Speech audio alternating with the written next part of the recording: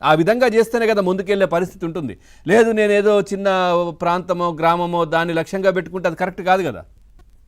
అవునండి, ఆశయాలు ఎప్పుడు ఉన్నతంగా ఉండాలండి. అదే కదా. తర్వాత ఇంకోటి అండి, తల్లి తండ్రి లేకపోయినా బతకొచ్చు కానీ పరపతి లేకపోతే బతకలేమంటారు చూసారా ఊళ్ళల్లో. ఆ మాట వాస్తవం అండి. అది రాష్ట్రానికైనా దేశానికైనా వ్యక్తికైనా కూడా అది అన్వయిస్తుందండి.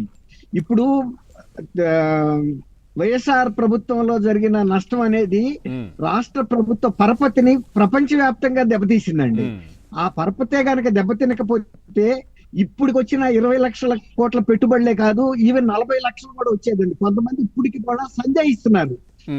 ఇప్పుడు కూటమి ప్రభుత్వం వచ్చింది, గతంలో వీళ్ళు ప్రూవెన్ పీపుల్ సంయుక్త రాష్ట్రంగా ఉన్నప్పుడు, ఉమ్మడి రాష్ట్రంగా ఉన్నప్పుడు కూడా చంద్రబాబు నాయుడు గారు 2 పర్యాయాలు ముఖ్యమంత్రిగా చేసినప్పుడు ఆయన ఈ అధునాతన టెక్నాలజీ, శాస్త్ర సాంకేతిక రంగాల్లో వచ్చే అభివృద్ధిని అందిపుచ్చుకోవటంలో గాని, అలాంటి సంస్థల్ని, అంతర్జాతీయ సంస్థల్ని ఆకర్షించడంలో గాని ఆయన ప్రముఖ పాత్ర వహించాడు అనే ఒక నమ్మకం ఉండింది.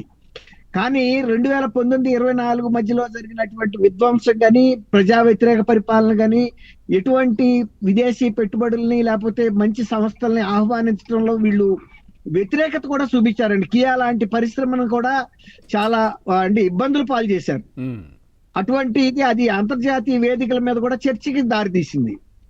అందువల్ల ఇప్పుడు ఈ ప్రభుత్వానికి ఇది అప్పీల్ టాస్క్ అంటారు చూసారా, ఇప్పుడు ఎదురీత చేస్తుందండి. అదే గనక 19-24 మధ్యలో కనుక ప్రభుత్వం ఒక సానుకూలమైనటువంటి పరిపాలన చేసి, అభివృద్ధి లేకపోయినా విధ్వంసం సృష్టించే ప్రభుత్వం కాదు అనేది కనుక వాళ్ళు ఆ మాట నిలబడితే గనక ఇవాళ చంద్రబాబు గారు టాస్క్ ఈజీ అయ్యేదండి. ఇప్పుడు ఆయన అన్నారు హైదరాబాద్ కన్నా కూడా అభివృద్ధి చేస్తామని. ఈవెన్ హైదరాబాద్ అభివృద్ధి అంటే ఇది ఒక సిస్టమేటిక్ గా జరిగిన నగరం కాదండి. అప్పుడు ఆయన దామోదరం సంజీవయ్య గారు వేసిన ప్లాన్ కన్నా కూడా చాలా జనాభా పెరిగిపోయింది. దాని మూలన ఒక సరైన మాస్టర్ ప్లాన్ ఇప్పుడు చండీగఢ్ లాగా లేదు. కానీ అమరావతికి అంతర్జాతీయ ప్రమాణాలతో మొట్టమొదటి నుంచి కూడా వీళ్ళు ఎన్ని ఏళ్ళగా మాట్లాడినా ఉన్నతమైనటువంటి భవిష్యత్ అవసరాలు, అంటే రాబోయే 40-50 ఏళ్ళలో ఉండే అవసరాలను దృష్టిలో పెట్టుకుని ప్లాన్ చేశారు. కాబట్టి జరిగే అభివృద్ధి ఒక అంతర్జాతీయ ప్రమాణాలతో ఉంటది. కాబట్టి టెక్నాలజీ కూడా ఫ్యూచర్ ను దృష్టిలో పెట్టుకుని వేశారు కదా. ఇప్పటి నుంచే మనం అక్కడ డ్రైనేజ్ వ్యవస్థ కావచ్చు, ఇట్లాంటివన్నీ అదే చెబుతున్నా అండి. మౌలిక వసతులు అన్ని కూడా అంతర్జాతీయ స్థాయిలో ఉండాలి. తర్వాత పెరగబోయే జనాభాను దృష్టిలో పెట్టుకుని వేశారు. కాబట్టి ఇప్పుడు ఇబ్బంది ఏమి ఉండదండి. కాబట్టి ఇవాళ మీరు చెప్పారు కదా కంప్యూటింగ్ ఇది వస్తుందని, క్వాంటమ్ కంప్యూటింగ్ ఇప్పుడు ప్రపంచంలోనే అది అత్యంత అధునాతనమైన టెక్నాలజీ. దేశంలో కూడా ఫస్ట్ హైదరాబాద్ శాస్త్ర రంగాల సెక్రటరీస్ కూడా ఒప్పుకున్నారు. అలాగే ప్రధాని గారు కూడా చెప్పారు, వైజాగ్ లో వచ్చినటువంటి ఇది సెంటర్ ఉంది కదండి, దాని పేరేంటి, మన గూగుల్ సెంటర్, అది అత్యంత పెద్ద పారిశ్రామిక పెట్టుబడి, విదేశీ పెట్టుబడి అని. అలాంటివి అనేకం వచ్చినాయి. దాని వలన ఉపాధి పెరుగుతుంది. తర్వాత ఆర్థిక చలామణి కూడా రాష్ట్రంలో పెరుగుతుంది. ప్రపంచంలో ఇతర బహుళజాతి సంస్థలకు కూడా ఒక మెసేజ్ వెళ్తుందండి.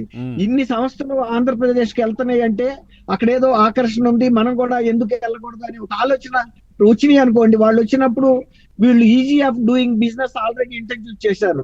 గతంలో లాగా మాకేమి ఇస్తావు, మమ్మల్ని ఎలా సంతృప్తి పరుస్తావు, ముందు అది చెప్పు అనే మాట లేదు.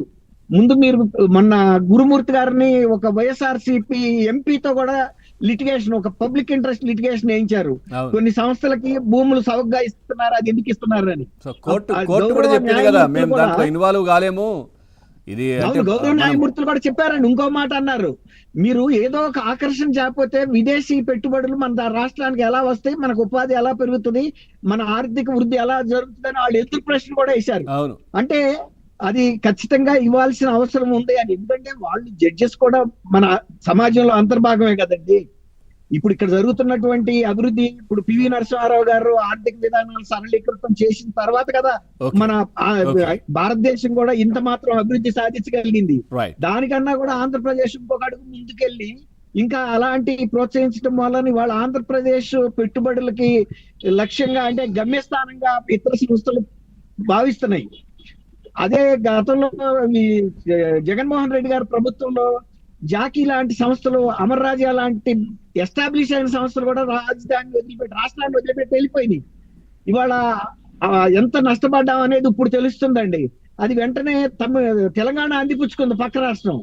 కాబట్టి చంద్రబాబు నాయుడు గారు చెప్పినట్టు గతంలో నిర్లక్ష్యం చేయటం, హేళనగా మాట్లాడటం అయిపోయింది. మొన్న మధ్య నేను కూడా గుంటూరు వెళ్ళానండి. అసలు విజయవాడ దగ్గర నుంచి చూస్తుంటే కూడా రైట్ సార్. ఈ రాజధానికి సంబంధించిన పనులు, రకరకాల పనులు వేగంగా జరుగుతున్నాయి. మళ్ళీ హ్యాపీ డేస్ ఆర్ అగైన్ అంటారు చూసారా, రైట్. దుర్గా కుమార్ 2019కి ముందు ఎలాంటి యాక్టివిటీ అయితే ఉందో మళ్ళీ అందుకుందండి అక్కడ. Right sir, మాట్లాడిస్తాను. రఫీ గారు నమస్కారం. మాలకొండే గారు కూడా జాయిన్ అయ్యారు బీజేపీ పార్టీ నుంచి. సార్ నమస్కారం. ముందుగా రఫీ గారు, ఏంటి సార్ అంటే కొద్ది మంది అంటే ఏంటి ఇది సాధ్యమేనా, అయ్యే పనేనా, ఇట్లాంటివన్నీ కూడా ఉంటాయి కదా. అంటే వాళ్ళకి ఏ లక్ష్యం ఉండదు, ఏ విధంగా మనం డెవలప్మెంట్ చేద్దామనే ఆలోచన ఉండదు. సో అట్లాంటి వాళ్ళంతా కామెంట్స్ చేసే పరిస్థితి కనిపిస్తుంది కదా. సో నిన్న ముఖ్యమంత్రి